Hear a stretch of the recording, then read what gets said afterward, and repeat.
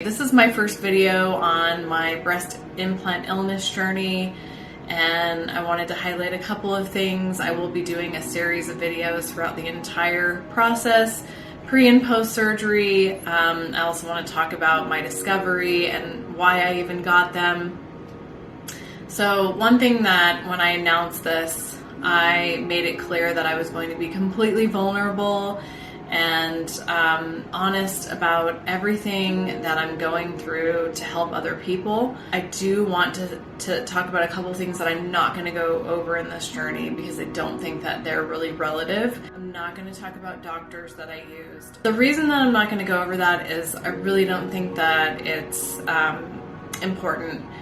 They didn't hold me to it. They didn't force me into the surgeries. I need to take accountability for my own decisions.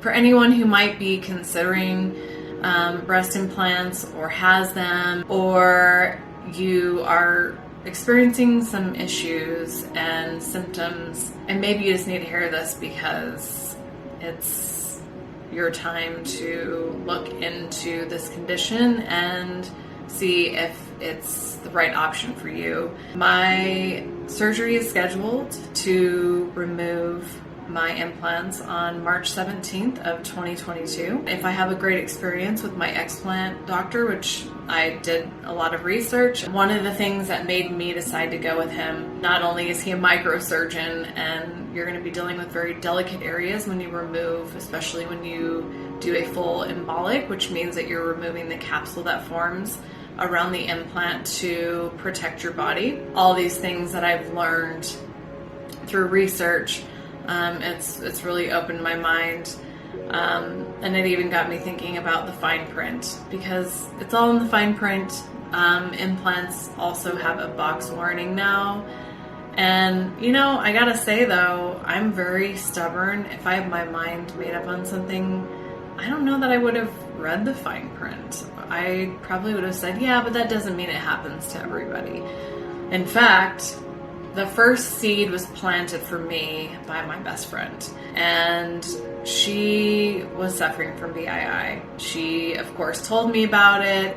She even said, I believe one day you're going to be here. At that time, I wasn't ready to hear that because I didn't really connect with any symptoms. But I gotta tell you, I'm really happy that she said that to me because she wanted me to be aware. She wanted me to be in tune with my body and understand the possibilities of what could be. Interestingly enough, it was years later that I started making the connections, and I was actually making excuses that it was other things, like, oh, it's because I had babies, or my hormones are off, or it's postpartum. But there's been a lot of messages that have come through at 3-4 o'clock in the morning, which ironically is one of the symptoms of BII, is having insomnia and waking up with anxiety.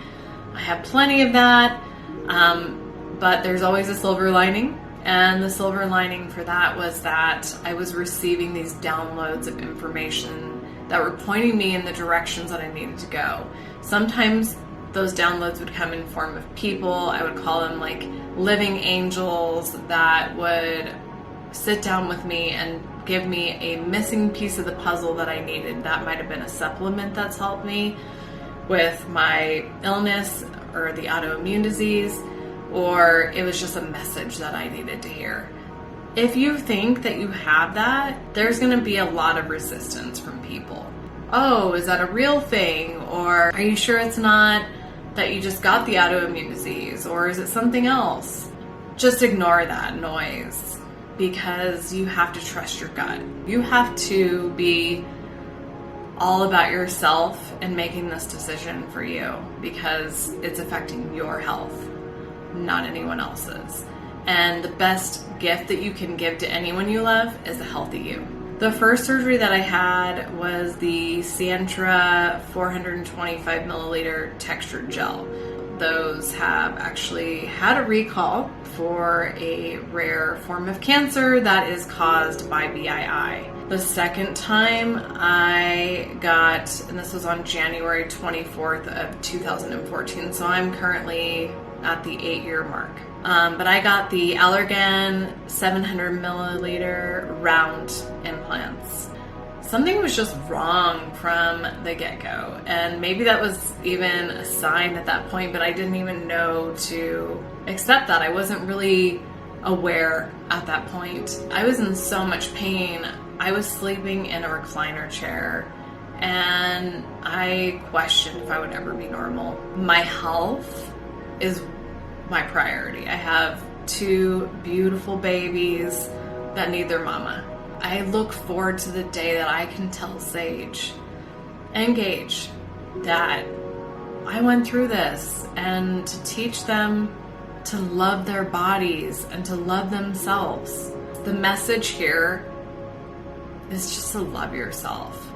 If you've had babies and you're thinking about getting them done, look at what you just created. It's so magical that we can create life inside of us. But when it comes to putting things in our bodies, I can't sit back and not speak up, because I really do hope that my message reaches somebody that needs to hear it. And just know that no matter what, you're beautiful. And love yourself unconditionally throughout every phase of life.